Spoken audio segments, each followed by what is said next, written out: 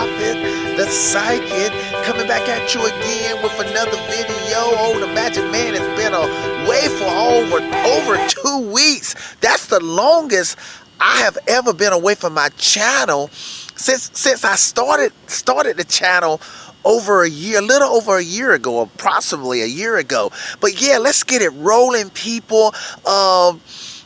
I know we got the Montreal coming up in less than a couple weeks, or in like a week and a half or something like that. But let me sort of do some catch up here. Let's go back to the Wimbledon, because people have asked me questions about what did I think about Federer's loss, about the resurgence of the Djokovic. So I got to catch up with about at least almost 10 videos here in the next couple of days. But here's the first thing, people. Yeah, like the title says, boy, the narrative can change, man.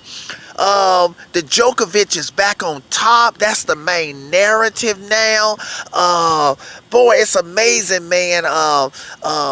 The narrative can just change, boy, and that makes it hard to predict tennis. I mean, tennis is easy for me to predict, but the hardest thing for me to predict is when the narrative changes. Okay, somebody could say, well, Magic Man, it wasn't hard to see that the Djokovic could have won the Wimbledon. But yeah, man, people, we know Federer was the favorite. Federer was the conversation. He was the favorite to win. It was sort of almost, the Wimbledon was almost all about Federer, even though we know Nadal was a favorite, top favorite. We know that Djokovic was a top favorite. But boy, Federer loses against Kevin Anderson, and boom, man, the Djokovic beats Nadal in a big 5-setter, great match, super great match. And then the Djokovic playing at a super high level, totally back the way he was, at a superior high level, wins the Wimbledon. The Djokovic takes the lead narrative away from Federer, and there we have it, man. And you know what? The narrative changes, man. Sometimes the narrative can last a long time.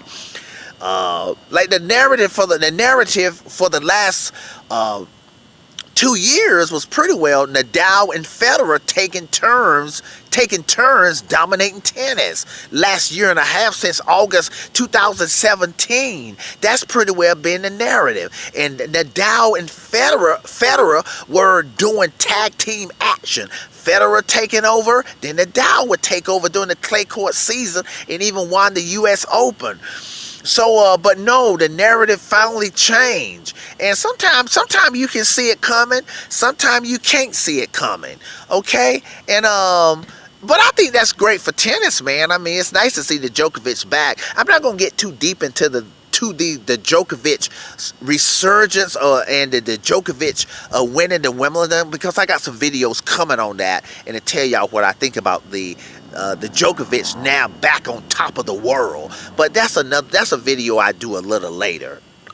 Probably tomorrow, if not tonight here.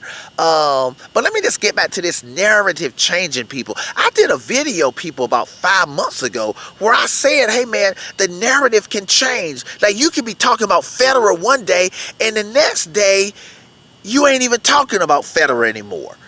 Or if you're talking about him, you're talking about, is Federer, is he going to retire? Can Federer rebound again? It's just amazing how the narrative can change. You're talking about Nadal one day, and then next day, you're talking about the Djokovic on top of the world. Or you're talking about somebody else, and then we don't know how long the Djokovic will be on top of the world. Okay? The narrative could change, man. No telling what could happen. A new generation of player could start winning majors. I mean, I'm not saying that Djokovic, I got another video on that too, that how long can the Djokovic sustain his high level? I mean, this is definitely for real, but that's a different video. I won't get into that now. But the point is, it's amazing how the narrative can change. It can change. Like I said, it may take a decade for the narrative to change. Or it may take a few years for the narrative to change. Or it can change within a month, or within a few months, within many months, within a day. So it's just amazing how people can be having a conversation, or experts or fans or the tennis prophet can be conversating about someone or a player, like, and I'm speaking, a great example is like Federer. How we was talking about Federer, and all of a sudden he loses against Kevin Anderson, and the narrative changes, and then Djokovic wins the Wimbledon. So it's amazing how you can be talking about one person one day, and then the next day you're talking about another great player who you were not talking about as much the day before. So I think that's an amazing thing, how the narrative of tennis can change. Okay, people, tennis preacher, tennis prophet, it's nice to be back. Tennis psychic, signing off. Have a good one.